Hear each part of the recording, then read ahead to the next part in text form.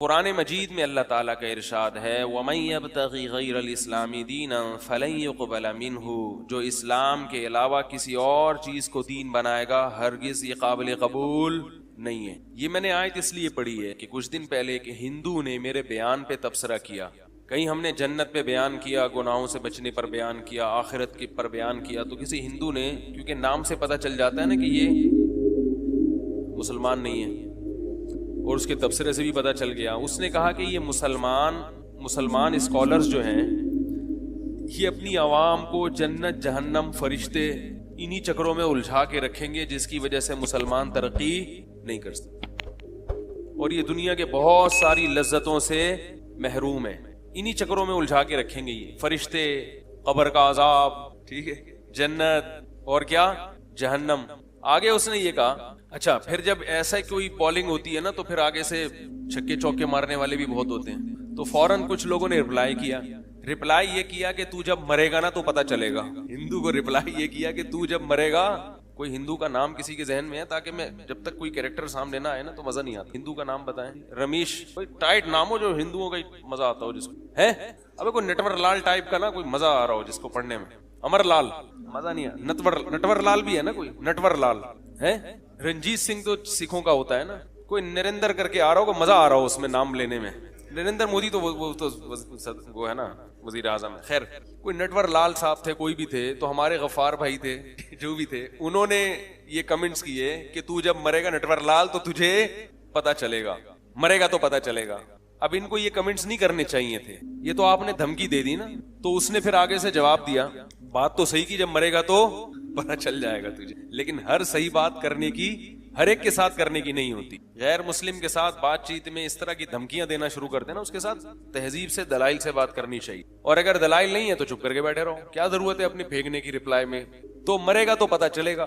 یہ دھمکی جب ہو جب آپ دلائل سے سمجھا کے عاجز آ گئے ہو، پھر آخر میں کہو کہ بیٹا مرے گا تو پتا چل جائے گا، جیسے قرآن نے بھی دھمکیاں دی ہیں، دلائل کے انبار لگا دیے، پھر بھی جب بات سمجھ میں نہیں تو اللہ نے فرمایا تمتعوا، مزے اڑا لو، فإن مصيركم إلى النار، آنا جہنم کی آگ کی طرف ہے، اڑا لو مزے، کوئی فرشتہ نہیں ہے، کوئی قبر نہیں ہے، کوئی جنت نہیں، کوئی جہنم نہیں، مزے کرو، پھر ٹھکانہ کیا ہے جہنم کی آگ۔ تو وہ جو نٹور لال سنگھ تھے انہوں نے جواب میں رپلائی کیا، انہوں نے کہا کہ مرنے کے بعد فرشتہ بھی نظر آئے گا، جنت بھی نظر آئے گی، جہنم بھی نظر آئے گی، تو آنی تو دنیا میں چاہیے جب ہمیں اعمال کو درست کرنے کی ضرورت ہے، جب دنیا میں ہمیں ایک چیز نظر نہیں آ رہی، جب ضرورت ہے، تو مرنے کے بعد دکھا کے کیا ملے گا؟ اسلام کیوں دکھانا چاہ رہا ہے مرنے کے بعد یہ چیزیں؟ بات آ رہی ہے سمجھ میں؟ اشکال اعتراض آ رہا ہے سمجھ میں کہ بھائی یہ کیسا دین ہے جو کہہ رہے ہیں مرنے کے بعد سب چیزیں نظر آئیں گی؟ تو مرنے کے بعد کیا فائدہ؟ ابھی دکھاؤ نا، تاکہ ابھی ہم دیکھ لیں، ایمان لے آئیں۔ اللہ کو نہ اللہ نظر آ رہا ہے، اس نے اللہ کبھی کہا، نہ اللہ نظر آ رہا ہے، نہ فرشتے نظر آ رہے ہیں، نہ جنت نہ جہنم، نظر کچھ بھی نہیں آ رہا، اور بولنے مرنے کے بعد نظر آئے گا۔ تو عمل تو ابھی کرنا ہے، اور دکھا کب رہے ہو؟ مرنے کے بعد۔ تو جب ضرورت ہے اس وقت دکھاؤ نا۔ تو نٹور لال کا اعتراض سمجھ میں آیا؟ اس کا قرآن نے جگہ جگہ جواب دی۔ یہی تو بات ہے جو پیغمبر لوگوں کو سمجھانے کے لیے آئے، دکھا دیں۔ اگر اللہ یہ دنیا میں چیزیں دکھا دیں تو پھر آزمائش، بولو بھائی، دیکھی بھی چیزیں تو تم بھی مانتے ہو، ہم بھی مانتے ہیں، جو نظر آ رہی ہیں چیزیں نٹور لال بھائی وہ تو تم بھی دیکھ رہے ہو اور ہم بھی دیکھ رہے ہیں، اس میں تو اختلاف ہے ہی نہیں۔ اختلاف وہاں ہوتا ہے جہاں صغرے کبرے ملا کے نتیجہ اخذ کیا جائے، دلائل کا تجزیہ کر کے کوئی صحیح نتیجے پہ پہنچے اور کوئی غلط نتیجے پہ، وہاں انسان کی آزمائش اور وہاں انسان کا امتحان ہوتا ہے۔ قرآن بار بار اپنی کتاب میں کہہ رہا ہے، اللہ اپنی کتاب میں بار بار کہہ رہے ہیں کہ میں نے اس کائنات کو علامت بنایا ہے، اور علامت ہمیشہ اس چیز کی ہوتی ہے جو چیز کبھی نظر نہیں آتی، اگر وہ نظر آئے تو پھر اس کے لیے علامتوں اور سائن بورڈ کی ضرورت نہیں ہوتی۔ دیکھو بچہ جب پیدا ہوتا ہے، اللہ ماں کی چھاتیوں میں دودھ پیدا کرتا ہے کہ نہیں کرتا؟ یہ علامت ہے کس کی؟ کہ اس کو کسی نے پیدا کیا ہے جو اس کی بنیادی ضرورتوں سے واقف ہے، کیونکہ اللہ نظر نہیں آ رہا، اور اللہ کی یہ صفات کہ وہ ہر چیز پر قدرت رکھتا ہے، یہ صفت بھی ہمیں نظر نہیں آ رہی، اور وہ اپنے بندوں سے محبت کرتا ہے، یہ صفت بھی ہمیں نظر نہیں آ رہی۔ تو اللہ نے اپنے وجود کو ثابت کرنے کے لیے ایک علامت لگائی ہے، سائن بورڈ کے، اسے دیکھ کر مجھ پر ایمان لاؤ۔ ان میں ایک نشانی کیا ہے؟ ادھر بچے کی پیدائش ہوئی، ادھر ماں کی چھاتیوں میں دودھ پیدا ہو گیا. کیا یہ خود بخود ہو رہا ہے؟ یہ جو ماں کے پیٹ میں اور ماں کے جسم میں ایسے سافٹ ویئر ڈل گئے ہیں کہ ادھر بچہ پیدا ہوا، پہلے ماں روٹی کھا رہی تھی، اس سے گوشت بنتا، اس سے خون بنتا. ادھر ماں نے روٹی کھانا شروع کی، فوراً بچے کی پیدائش پہ کیا تبدیلی آئی ہے؟ دودھ بننا شروع ہو گیا.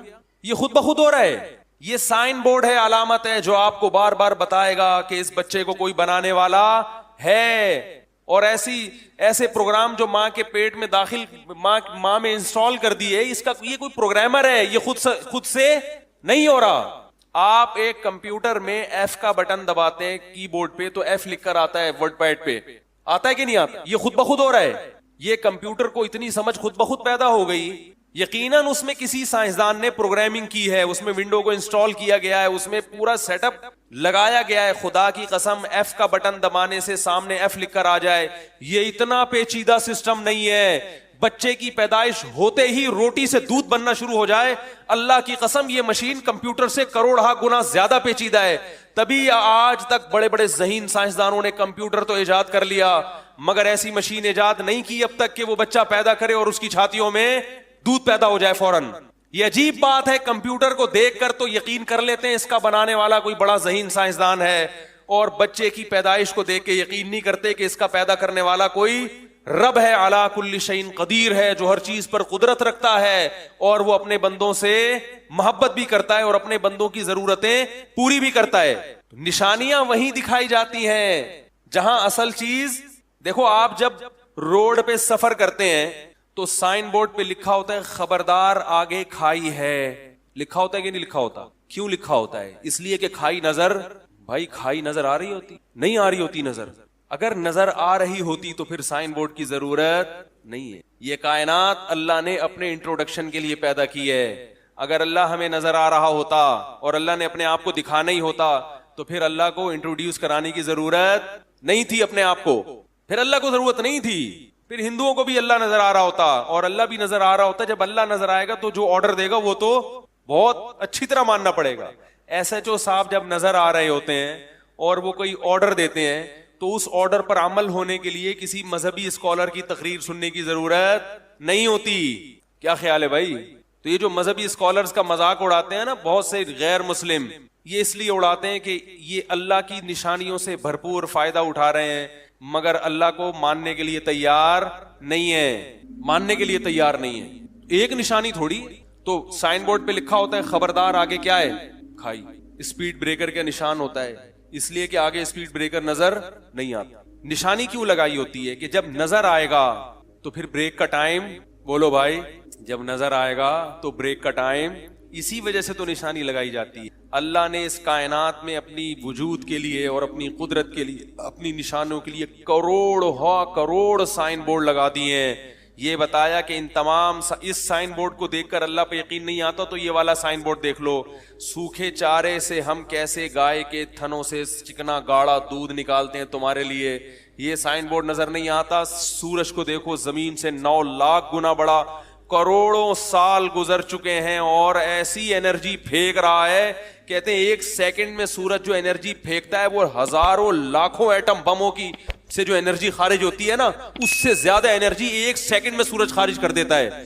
اتنا ایندھن اس میں کہاں سے آ رہا ہے اور کتنے تناسب سے اللہ نے اس کو زمین کو اس کے گرد گھمایا ہے اور کتنے کروڑوں سال سے مشرق سے نکلتا ہے اور مغرب میں غروب ہو جاتا ہے. للشمس ينبغي لها ان تدرك القمر ولا الليل سابق النهار.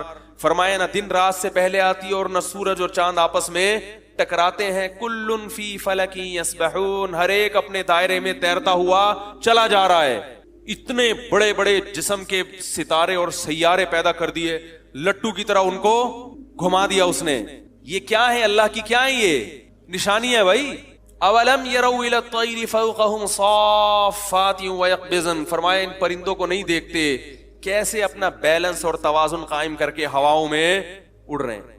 اگر کوئی شخص یہ کہے ہوائی جہاز کے بارے میں، اڑتا ہوا ہوائی جہاز جا رہا ہو، اس میں ایک بیلنس ہوتا ہے نا بھائی. ہوائی جہاز میں پلین میں جب آپ بیٹھتے ہیں، پلین جب ہوا میں اڑتا ہے تو اس کی باڈی کو ایک خاص کیلکولیشن سے بنایا گیا ہوتا ہے کہ اتنی اسپیڈ میں یہ اڑے گا تو اس کی دم کیسی ہو، اس کے اس کا جو آگے سے سر ہے وہ کیسا ہو, پر کتنے لمبے ہوں. آپ اگر جہاز کے پر چھوٹے کر دیں تو گر جائے گا, ضرورت سے زیادہ بڑے کر دیں تو نقصان ہوگا. کوئی ایک چیز بھی ہوائی جہاز کی باڈی میں ایسی نہیں ہوتی جو غیر ضروری ہو پوری. اور یہ بڑے بڑے انجینئروں کی محنت ہوتی ہے, اور یہ ہزاروں سال کی انسان کی محنت ہے, اس کے بعد جا کے اس نے ہوائی جہاز کو ہوا میں اڑایا ہے. ایک بیلنس چاہیے, لیکن پھر بھی وہ اپنی مرضی سے نہیں اتر سکتا, اس کو رن وے چاہیے, بہت ساری چیزیں اس کو چاہیے اڑنے کے لیے. اللہ فرماتے ہیں وَلَمْ يَرَوْا إِلَى الطَّيْرِ, ان آسمانوں پہ اڑتے ہوئے پرندوں کو نہیں دیکھتے کیسے اپنے پروں کو پھیلائے ہوئے اور پروں کو سمیٹ کے ہواؤں میں اڑ رہے ہیں. کیا یہ مشینیں خود بخود ایجاد ہو گئی ہیں؟ بولو بھائی, یہ جو ہواؤں میں پرندے اڑ رہے ہیں, اس مشینری کو کسی نے ڈیزائن نہیں کیا, یہ آٹومیٹک وجود میں آ گئی ہے, اتفاق سے وجود میں آ گئی ہے. ہوائی جہاز کا سسٹم اللہ کی قسم اتنا پیچیدہ نہیں ہے جتنا پرندوں کا سسٹم. ایک مکھی بھی چھوٹا سا پرندہ ہے, اس کے اڑنے کی اور پروں کو ہلانے کی سپیڈ چیک کر کے دیکھو, کبھی پتا چلے گا آپ کو کتنی سپیڈ سے اپنے, یہ ہیلی کاپٹر بھی اتنی سپیڈ سے اپنے پروں کو نہیں گھماتا. اور عجیب بات ہے, یہ ہوا میں ریورس بھی ہو جاتے ہیں. ہوائی جہاز ہوا میں ریورس, بولو نا یار, نہیں ہوتا, وہ ریورس نہیں ہوتا. سمندر کے ایک کنارے سے پرندے ہواؤں میں اڑتے ہیں, ایک بر اعظم سے اڑتے ہیں اور صف بستہ ہو کے دوسرے کنارے تک پہنچ جاتے ہیں. کون ہے جس نے ہواؤں میں ان کو اپنا بیلنس قائم کرنا سکھایا؟ کون ہے جس نے ہواؤں میں ان کو قطار میں اڑنا سکھایا؟ کون ہے جس نے ہواؤں میں ان کو لائن میں لگنا سکھایا؟ جاپان نے صدیوں محنت کر کے اپنی قوم کو لائن میں لگنا سکھایا ہے, خود بخود وہ قوم لائن میں لگنا نہیں سیکھی. تو ہواؤں میں جو اڑنے والے پرندے ہیں ان کو قطار بنا کے اڑنا, اور ان کو اتنی تہذیب, کیا انہوں نے جاپان کی یونیورسٹیوں میں سیکھی ہے تہذیب؟ کیا ان کو کسی انسان نے سکھائی ہے, کسی سائنسدان نے سکھائی ہے؟ یہ وہ نشانیاں ہیں جنہیں دیکھ کر عقل مند لوگ اللہ کے وجود پر ایمان لاتے ہیں, اور جن کی عقلیں مسخ ہو چکی ہیں, جن کی عقلیں شہوت پرستی سے اندھی ہو چکی ہیں, انہیں دنیا کی ہر چیز نظر آئے گی مگر ان کو اللہ نہیں نظر آئے گا. اس کائنات کو بنانے والا نظر نہیں آئے گا, اور نہ وہ اس کے بارے میں سوچنے کے لیے تیار ہوں گے. انہیں یہی اعتراض رہ گئے, مذہبی اسکالر نے جنت جہنم میں اور اللہ میں لگا دیا. مزے اڑاؤ, نائٹ کلبوں میں ناچو گاؤ, شرابیں پیو اور عیش و عشرت کی زندگی گزارو, ان مولویوں کی مجلس میں مت بیٹھو. وہ یہی کرتے رہیں گے. ایسے لوگوں کو قرآن یہی دھمکی دے گا اور بالکل بجا دے گا, تمتعوا فإن مصيركم إلى النار, اڑا لو مزے, آنا تم نے جہنم کی آگ کی طرف ہے, آنا جہنم کی آگ. اللہ نے برحق بنائی ہے جہنم کی آگ, اس کو جہنم کی آگ بنانے کا حق ہے, کیونکہ اس نے اپنے وجود اور اپنے دین کے برحق ہونے کے اتنے دلائل دنیا میں قائم کر دیے ہیں کہ ان دلائل کے ہوتے ہوئے اب کسی کے لیے انکار کی گنجائش نہیں ہے. انکار کی گنجائش نہیں ہے آپ کے پاس. اسلام آپشنل نہیں ہے کہ جس کا دل چاہے اسلام قبول کرے, جس کا دل چاہے نہیں کرے. آپشنل ہے دنیا کی حد تک, آخرت کے معاملے میں نہیں ہے. آخرت کے معاملے میں اللہ کا فیصلہ ہے وَمَن يَبْتَغِ غَيْرَ الْإِسْلَامِ دِينًا, اسلام کے علاوہ کسی بھی دین کو فالو کرو گے فَلَن يُقْبَلَ مِنْهُ, میں آخرت میں قبول نہیں کروں گا. وَهُوَ فِي الْآخِرَةِ مِنَ الْخَاسِرِينَ. اور کامیابی کی جتنی ورکشاپ کر لو اور جتنے موٹیویشنل اسپیکرز کی تقریریں سن کے سکسیس حاصل کرنے کی کوشش کرو, اللہ فرماتے ہیں جب تک اسلام کو فالو نہیں کرو گے, کائنات کو بنانے والے کو نہیں مانو گے, اس کے حکامات کو فالو نہیں کرو گے, ان موٹیویشنل اسپیکرز کی تقریریں سن کے میں تمہیں کامیاب نہیں کروں گا. یہ خود بھی جہنم کے ایندھن بنیں گے اور تمہیں بھی اپنے ساتھ جہنم کی آگ میں دھکیلیں گے. یہ تمہیں بھی دھکیلیں گے جہنم میں اپنے ساتھ, اس لیے کہ اللہ نے اس کائنات کو اپنے انٹروڈکشن کے لیے بنایا ہے. تم نے اس کائنات میں اللہ کی نعمتوں سے مزے تو اڑائے مگر اس خالق کو پہچاننے کے لیے تیار, بولو بھائی, نہیں ہو تم اس کے لیے. تو اللہ نے اپنے وجود کی نشانیاں بھی رکھی ہیں. جتنی چیزیں اس وقت دنیا میں ایجاد ہو رہی ہیں یہ اللہ کی بنائی ہوئی چیزوں کی کاپی ہے. میں اکثر بیان میں کہتا ہوں یہ جو ویڈیو کیمرہ ہے یہ آپ کو پتا ہے کس طرح وجود میں آیا ہے؟ یہ انسانی آنکھ کی کیا ہے؟ کاپی ہے. یہ ہم نے خود سنا ہے, جو ویڈیو کیمرے کے ماہر انجینئر ہیں ان سے سنا ہے, ہوائی فائرنگ نہیں ہے. یہ جو لوگ مجھے کہتے ہیں آپ حوالہ نہیں دیتے یہاں بیٹھ کے, یہاں میں اگر بیان میں حوالے کتابیں لے کے بیٹھوں تو پھر صرف حوالے ہی پیش کرتا رہوں گا. تو بہت مستند ڈاکٹروں کی اور بہت مستند انجینئروں کی تحقیق کے بعد میں کوشش کرتا ہوں یہ ممبر پہ بیٹھ کے کوئی بات آپ کے سامنے پیش کروں. یہ جو ویڈیو کیمرہ ہے یہ کس کی کاپی ہے؟ انسانی آنکھ کی. سائنسدانوں نے یہ دیکھا کہ انسانی آنکھ میں دیکھنے کا عمل کیسے ہوتا ہے, کیسے دیکھتی ہے. روشنی کی لہریں ٹکرا کے آپ پر آئیں گی, پھر وہ ریورس ٹکرا کے ہماری آنکھ کے پردے پہ پڑتی ہیں, پھر وہ برقی لہروں میں تبدیل ہوتی ہیں. پھر کیا ہوتا ہے؟ پھر اندر اللہ نے ایک آلات لگائے ہوئے ہیں, وہ ان برقی لہروں کو ریورس کر دیتے ہیں. جو پروسیس ہوا ہے نا اسی کو کیا کرتے ہیں؟ الٹا کرتے ہیں. جب وہ ریورس کرتے ہیں تو تصویر بالکل بنتی ہے لیکن الٹی بنتی ہے, ٹانگیں اوپر اور سر نیچے. دماغ میں اللہ نے یہ سسٹم رکھا ہے کہ وہ اس کو کیا کر دیتا ہے؟ سیدھا کرتا ہے. بعینہ ہی یہی نقل کی ہے کس کی؟ ویڈیو کیمرے میں. اور عجیب بات یہ, اتنے سال انسان محنت کرتے کرتے آج جا کے اس نے ویڈیو کیمرہ ایجاد کیا ہے, مگر ابھی بھی ویڈیو کیمرہ اتنی صاف ویڈیو نہیں بناتا جتنی انسانی آنکھ بنا رہی ہے. دوسری بات یہ کہ انسانی ویڈیو کیمرہ ایک ہوتا ہے, انسانی آنکھ دو کیمرے ایڈجسٹ ہیں. ان کو ایڈجسٹ کرنا یہ خود بخود ممکن, کیونکہ یہ جو لینس ہمارے دونوں آنکھوں میں لگے ہیں نا, ان میں قدرت نے خاص فاصلہ رکھا ہے جس کی وجہ سے ہمیں ایک کے دو نظر نہیں آتے. ذرا سی سیٹنگ آؤٹ ہو جائے تو ایک کے کتنے نظر آئیں گے؟ آپ سمجھیں گے کہ یہ جو ممبر پہ بیٹھ کے 4 آدمی کیوں بیان کر رہے ہیں آج, آپ کو ایسا لگے گا. اور یہ ایڈجسٹمنٹ کس سے ہوئی ہے؟ روٹی سے. ماں نے کیا کھایا تھا؟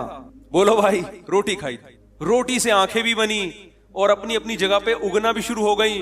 اور ان کے اندر یہ جو قرنیہ ہے ہمارا, جس کو انگلش میں کیا کہتے ہیں, بڑا مشہور لفظ ہے انگلش میں, اس کے لیے مجھے ذہن میں نہیں آ رہا, عربی میں قرنیہ کہتے ہیں. ریٹینا کو قرنیہ کہتے ہیں یا پتہ نہیں کس کو, بہرحال ایک ریٹینا قرنیہ عربی میں ایک لفظ ہے.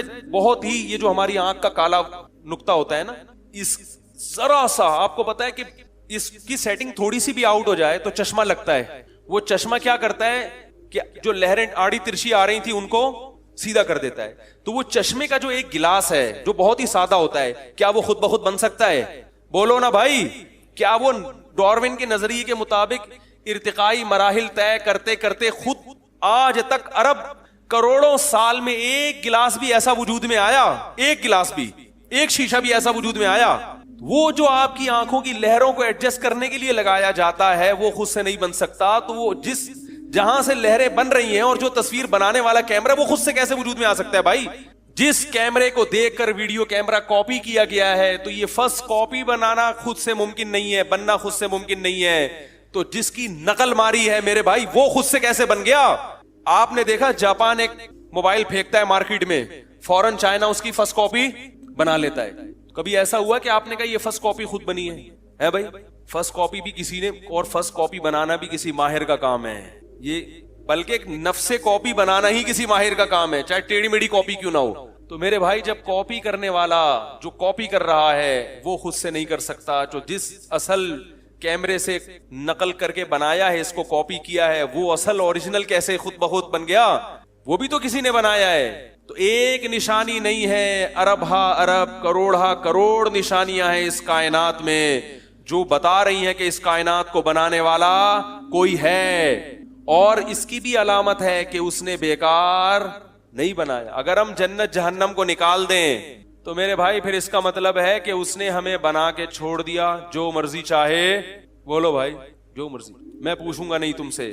تو اللہ نے اپنا تعارف جن پیغمبروں کے ذریعے کرایا ہے, ان پیغمبروں نے اللہ کے تعارف کے ساتھ ساتھ یہ بھی بتایا کہ اللہ نے ہمیں بنایا کیوں ہے؟ آزمائش کے لیے, کہ کون ہندو ایسا ہے جو اللہ کی بنی ہوئی نعمتوں سے فائدہ اٹھائے, مگر جب کوئی مولانا صاحب تقریر کریں کہ آخرت میں حساب دینا پڑے گا تو وہ تقریر کا مذاق اڑا کے کہیں کہ ہم نے اللہ کو دیکھا نہیں, ہم نے بھگوان کو دیکھا نہیں ہے. کیونکہ جب دیکھیں گے تو وہ تو مرنے کے بعد ہوگا, تو مرنے کے بعد دیکھنے کا فائدہ کیا؟ ابھی دکھاؤ, اللہ کو چاہیے ابھی دکھائے.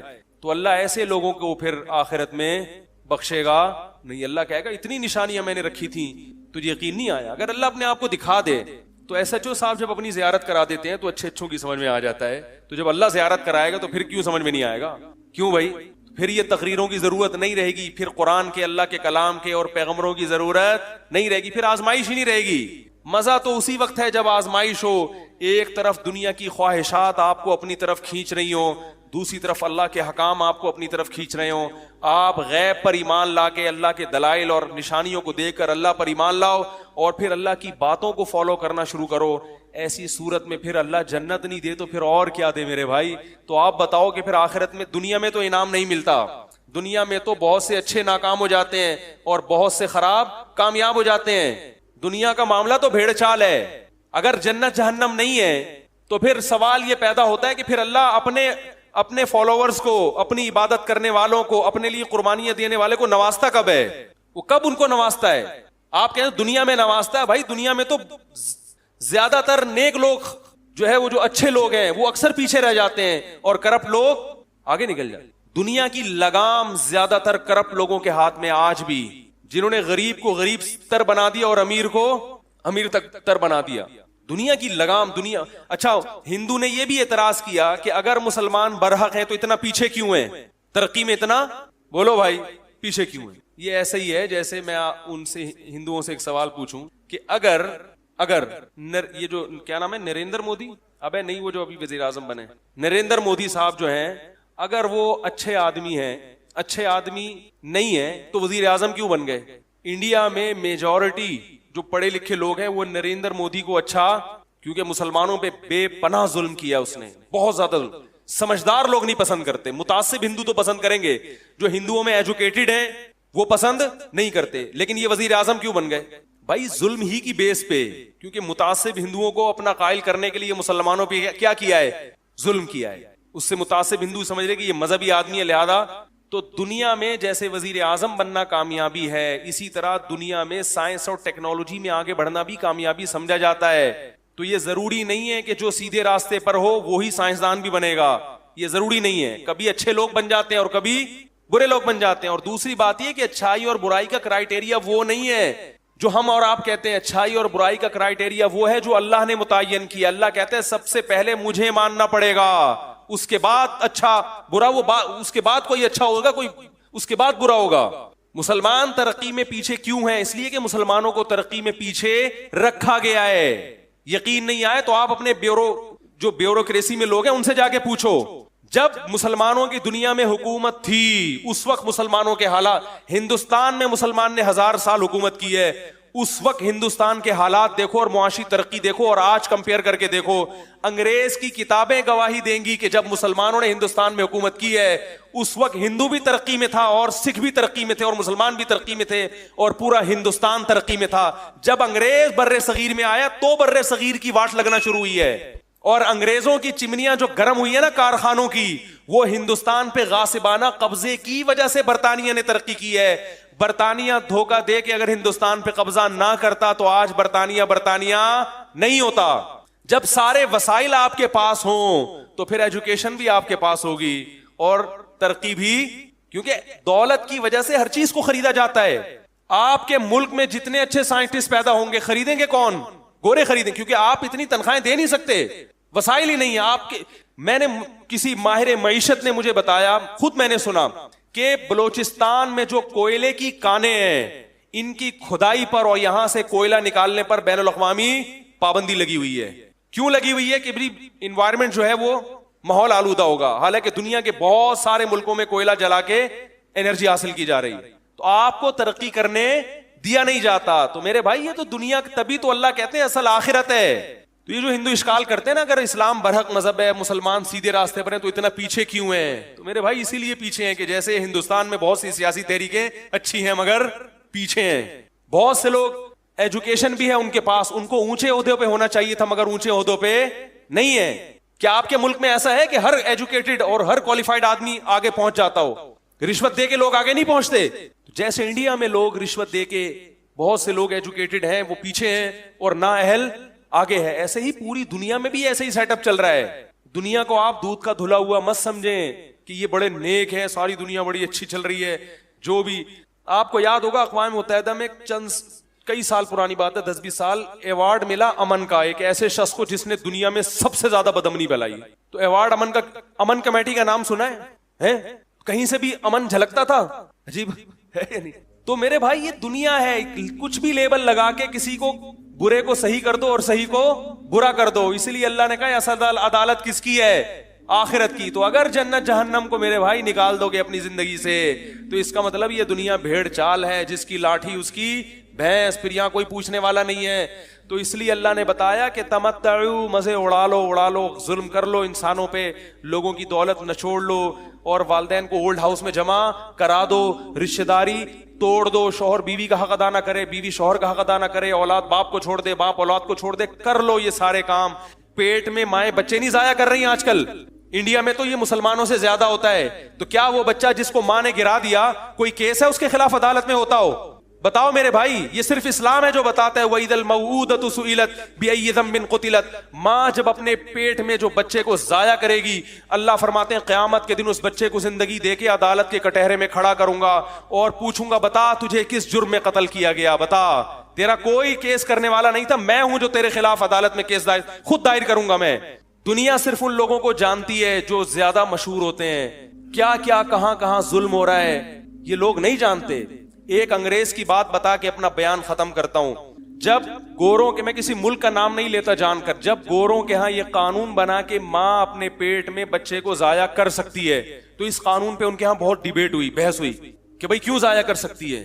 تو زیادہ تر دلائل اس طرف گئے کہ بھائی عورت کو یہ اختیار ہے وہ بچہ جنے یا بولو بھائی نہ جنے. اگر وہ ماں نہیں بننا چاہتی ہم اسے مجبور نہیں کر سکتے. اسلام کیا کہتا ہے؟ حمل کو ضائع بولو بھائی نہیں کر, وہ بھی انسان ہے, اسے بھی دنیا میں آنے کا, جب تک حمل ٹھہرا نہیں ہے تو وہ تو نہیں ہے. جب ایک سلیکشن ہو گئی قدرت کی طرف سے, اللہ کی طرف سے ایک انتظام ہو گیا, اور خاص طور پہ جب بچے میں جان پڑ گئی, ہارٹ بیٹ شروع ہو گئی اس کی, اب اسلام کیا کہتا ہے اس کو آپ ضائع, وہ اللہ کی مخلوق ہے, آپ کی اولاد بعد میں ہے, اللہ کی مخلوق پہلے ہے.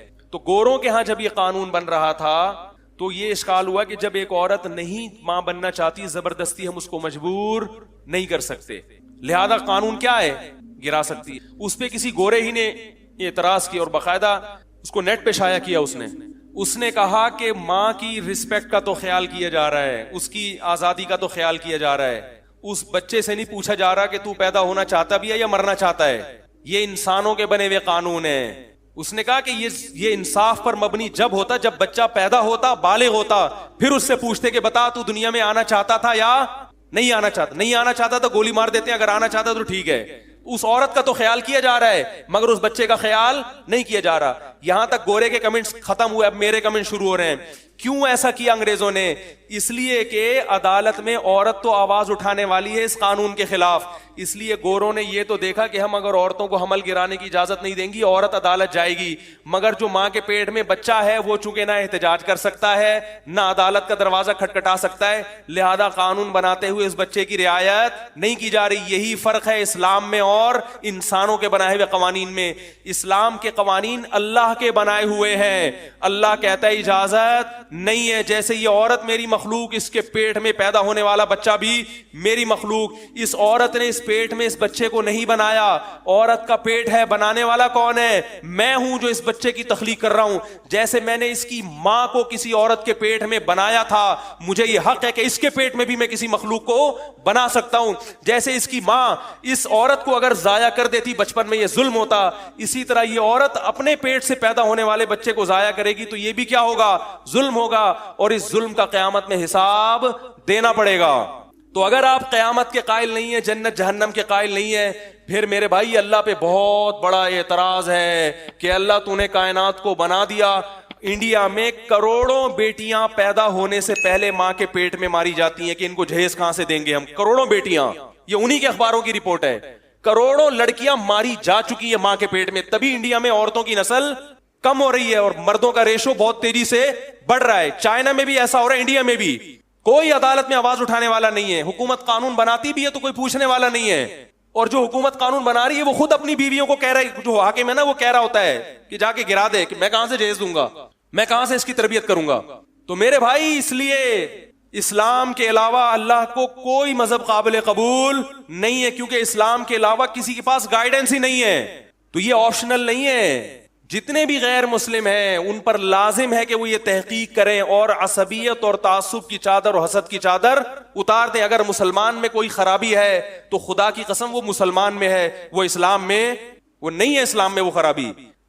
میں ان لوگوں سے خاص طور پہ کہتا ہوں کہ دیکھو اسلام کا تعصب کی چادر سے چادر اتار کے مطالعہ کرو, تمہیں نظر آئے گا کہ اللہ کے علاوہ ومن اصدق من اللہ قیلا, اللہ سے زیادہ کسی کی بات سچی نہیں ہو. تم قرآن کا مطالعہ کرو, تم مت سنو ادھر ادھر الٹی سیدھی تقریروں کو. جن غیر مسلموں نے قرآن کا مطالعہ کیا ہے ان کو قرآن سمجھ میں آیا ہے. اور جتنے موٹیویشنل اسپیکر ہیں خاص طور پر انڈیا میں جو بڑے مشہور ہیں, میں نے بعضوں کی اسپیچز سنی ہے, بہت ذہین لوگ ہیں وہ, اور ان کی اسپیچز سے لگتا ہے کہ یہ اپنی قوم کے خیر خواہ بھی ہیں. 2 نمبری, کیونکہ 2 نمبر آدمی اتنے لمبے عرصے تک اچھی باتیں کر نہیں سکتا. تو مجھے ایک اسپیکر ہیں, ان کا نام لینے میں بھی کوئی حرج نہیں ہے, سندیپ نام ہے ان کا, 2-4 میں نے ان کی اسپیچز سنی ہیں, بڑی اچھی اسپیچز کرتے ہیں. جب میں نے ان کی اسپیچز سنی تو مجھے حضرت خالد ابن ولید رضی اللہ تعالیٰ عنہ کا خیال آیا. حضرت خالد ابن ولید رضی اللہ تعالیٰ عنہ بڑے غیرت مند. آپ صلی اللہ علیہ وسلم نے ان کو پیغام بھیجا کہ خالد سے کہو کہ تم اتنے ذہین اور سمجھدار ہو کر ابھی تک اسلام تمہاری سمجھ میں نہیں آیا, یہ بات ہماری عقل میں ہے. بولو بھائی, میں بامانہ ترجمہ کر رہا ہوں حدیث, اس کو ہم یوں کہہ سکتے ہیں پنجابی میں کہ بھائی ساڑی عقل وچ یہ بات اتنے ذہین ہو گئے. تو میں نے ان کی اسپیچز سنی, میں نے کہا یار اتنے ذہین آدمی کو اسلام سمجھ میں, بولو بھائی, نہیں. تو جتنے یہ اسپیکرز ہیں ان تک کاش میری کوئی یہ دعوت, میری کیا علماء کی دعوت پہنچا دے. بھائی تم تعصب کی سے بالاتر ہو کر اسلام کا مطالعہ کرو, تمہاری اسپیچز میں اللہ کی قسم جان پیدا ہو جائے گی. کیونکہ آپ کی جتنی اسپیچز ہیں بہت اچھی, مگر اس میں ایک ٹیکنیکل فالٹ ہے. آپ ویژن تو بتاتے ہیں مگر اس ویژن کو الٹیمیٹ ویژن کے ساتھ کنیکٹ نہیں کرتے. بات آ رہی ہے سمجھ میں؟ الٹیمیٹ ویژن کیا ہے؟ آخرت. جب آخرت سامنے ہوتی ہے تو مرتے ہوئے جب پیچھے زندگی کی طرف دیکھتا ہے نا انسان, تو اگر اچھی زندگی ہو تو پھر خوش ہوتا ہے, اور اگر بری زندگی ہو تو پریشان ہوتا ہے. آخرت سامنے نہیں ہے تو یہ اکثر موٹیویشنل اسپیکر جو مثال دیتے ہیں نا کہ جب مرتے ہوئے دیکھیں کہ میں کامیاب زندگی گزاری تو یا اچھی زندگی گزاری, کامیاب گزاری ہے تو میں خوش ہوں گا اور بری گزاری ہے تو میں پریشان ہوں گا. اللہ کی قسم نہ وہ خوش ہوگا نہ وہ پریشان, وہ کہے گا جو گزرنی تھی گزر گئی, اب تو ختم ہو رہا ہوں نا. انسان فیوچر کا سوچ کے خوش ہوتا ہے, پاس کا سوچ کے کبھی بھی خوش نہ غمزدہ ہوتا ہے نہ خوش ہوتا ہے. اس کی مثال دے کے بات ختم کرتا ہوں. دیکھو پھانسی کے پھندے پہ ایک آدمی کو لٹکنا ہے, 10 سال سے وہ جیل کی کوٹری میں پڑا ہوا ہے اور اس کو بتایا گیا ہے کہ کل تم نے پھانسی کے پھندے پہ لٹکنا ہے. آج جب لٹکنے سے 1 گھنٹہ پہلے اس کو بتایا گیا کہ تمہاری رہائی کا آرڈر ہو چکا ہے, اب وہ ماضی کو دیکھ کے پریشان ہوگا جو 10 سال جیل میں گزارے ہیں, یا فیوچر کو دیکھ کے خوش ہوگا؟ وہ کہے گا جیسے تیسے گزر گئے, آگے کیا ہو رہا ہے میرے لیے, آگے زندگی اچھی ہے. اور ایک وہ آدمی ہے جو ایئر کنڈیشن میں سو رہا ہے, نائٹ کلبوں میں شرابیں پی رہا ہے, ساری اس کی مرضی کی زندگی اور مرضی کی چیزیں پوری ہو رہی ہیں, ساری خواہشات اس کی پوری ہو رہی ہیں, لیکن اسے آ کے بتایا جائے کہ 1 گھنٹے کے بعد آپ کو قتل کر دیا جائے گا, تو اب وہ پاس کا دیکھ کے خوش ہوگا کہ میں نے بڑی کامیاب لائف گزاری ہے. بولو بھائی. تو یہ جو موٹیویشنل اسپیکر ہیں اکثر یہ مثال دے رہے ہوتے ہیں کہ ہم جب دنیا سے جائیں تو تسلی ہو کے کچھ کر کے گئے ہیں.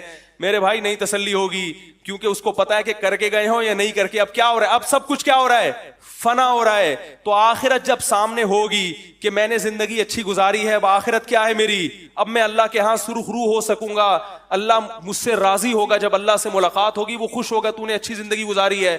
تو پھر وہ زندگی اگر آزمائشوں میں بھی گزری ہوگی تو اس زندگی کے گزرنے سے پہلے ان آزمائشوں پہ بھی راضی ہوگا. اور اگر آخرت سامنے نہیں ہے تو میرے بھائی وہ خوشیوں کا مزہ بھی کرکرا ہوگا, اسے پتا ہے کہ یہ چھننے والی خوشیاں ہیں, یہ میرے ساتھ قبر میں جانے والی خوشیاں نہیں ہیں. اسی لیے مسلمان زیادہ خوش زندگی گزارتے ہیں اور غیر مسلموں کی زندگیوں میں زیادہ خوشیاں نہیں ہوتی. یہ مشاہدے پر مبنی حقیقت ہے. ان غیر مسلموں سے میں کہتا ہوں کبھی آؤ ہمارے گھروں میں اور مسلمانوں کے گھروں کے اندر رہ کے دیکھو, تمہیں پتا چلے گا مسلمانوں کی زندگیوں میں سکون زیادہ ہے, مسلمان میں ٹینشن برداشت کرنے کی صلاحیت زیادہ ہے. کیونکہ ہمیں دعا سکھائی ہے جب کوئی غم پہنچے, انا للہ و انا الیہ راجعون, ہم اللہ کے غلام ہیں, گاڈ کو حق ہے کہ وہ اپنے غلام کے ساتھ جیسا چاہے سلوک کرے, وَإِنَّا إِلَيْهِ رَاجِعُونَ, اور مر کے ہم نے جانا کس کے پاس ہے, اللہ کے پاس. اس غم کا وہ ہمیں نعم البدل دے دے گا, دنیا میں نہیں تو آخرت میں مل جائے گا. یہ سوچ کے مسلمان کو تسلی ملتی ہے. آپ لوگوں کو تسلی کے جو جملے کہہ رہے ہیں وہ مصنوعی ہیں, وہ صرف ایک آرٹیفیشل خول ہے جو آپ نے اپنے اوپر اوڑھ لیا ہے. ایک مصنوعی خوش ہونے کی کوشش کی جا رہی ہے, اس خوشی کی بیس مضبوط نہیں ہے. بات آ رہی ہے سمجھ میں؟ اس خوشی کی بیس مضبوط نہیں ہے. رسول اللہ صلی اللہ علیہ وسلم نے فرمایا کوئی کانٹا بھی تمہیں چبھتا ہے تو اس کا قیامت کے دن اللہ نعم البدل دے گا, بدلہ ملے گا قیامت کے دن. تو جب تک آخرت سامنے نہیں ہوگی یہ دنیا بھی آپ کی سکون میں نہیں گزرے گی, اور آپ اپنی پیدائش کا مقصد ہی آپ کے سامنے نہیں ہوگا. تو میرے بھائی پھر جو آدمی مقصد سے ہی ہٹ جائے وہ کہاں سے سکون حاصل کر سکتا ہے؟ اور مذہب کو چھوڑ کر اور جو تباہیاں ہو رہی ہیں وہ الگ ہیں.